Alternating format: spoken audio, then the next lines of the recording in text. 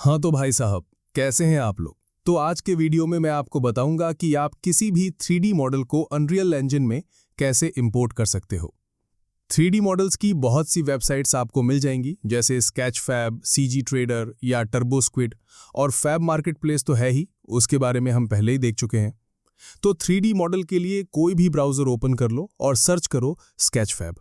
ये बहुत ही शानदार वेबसाइट है। वैसे वेबसाइट को ओपन कर लेंगे, आप देख सकते हो बहुत से 3D मॉडल्स आपको देखने को मिलेंगे। कोई भी चुन सकते हो। ऊपर सर्च बार दी गई है, जिससे आप कोई भी 3D मॉडल सर्च कर सकते हो। एग्जाम्पल के लिए मैं चेयर सर्च कर रहा हूँ।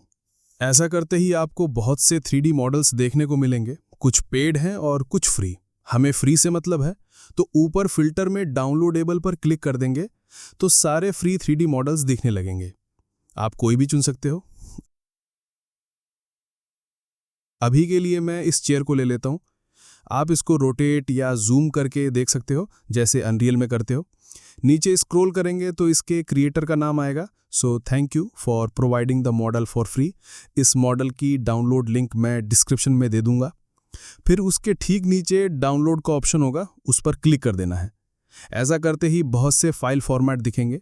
आप कोई भी चुन सकते हो, पर मैं GLB या GLTF फॉर्मेट यूज करूंगा अभी के लिए, क्योंकि इसमें पहले से ही टेक्सचर्स अप्लाई किए हुए मिलते हैं।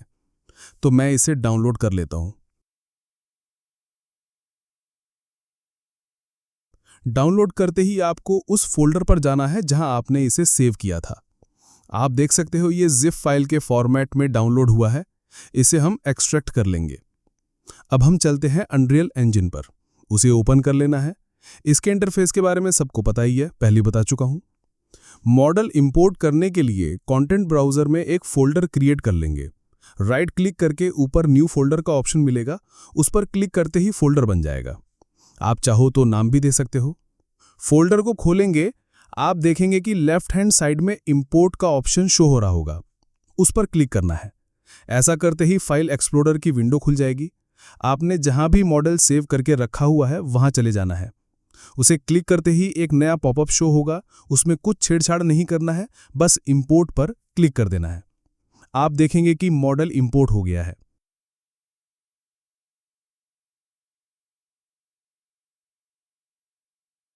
लेफ्ट हैंड साइड में फिल्टर पर जाकर स्टैटिक मैश को अनेबल कर देना, ताकि सिर्फ स्टैटिक मैश ही शो हो। लेकिन यहां पर एक दिक्कत आ गई कि हमारे 3D मॉडल के पार्ट्स अलग अलग हो गए हैं। एक सिंगल मैश इंपोर्ट नहीं हुआ है।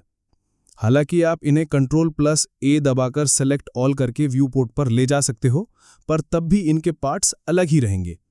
कंबाइंड मैश इंपोर्ट करने के लिए आप इस पॉपअप को स्क्रॉल करेंगे तो आपको स्टैटिक मैश सेक्शन में कंबाइन स्टैटिक मैशेस का ऑप्शन दिख जाएगा। ये पहले अनटिक रहेगा, इसे आप टिक कर लेना। इसके बाद जैसे ही आप इंपोर्ट पर क्लिक करेंगे तो बूम, आप देखेंगे कि मॉडल के सारे पार्ट्स कंबाइन हो चुके हैं। इसी तरह आप कोई भी 3D मॉडल डाउनलोड और अनरियल इंजन में इंपोर्ट कर सकते हो। तो भाई साहब, आज के लिए इतना ही। मिलते हैं अगले वीडियो में। तब तक के लिए नमस्कार।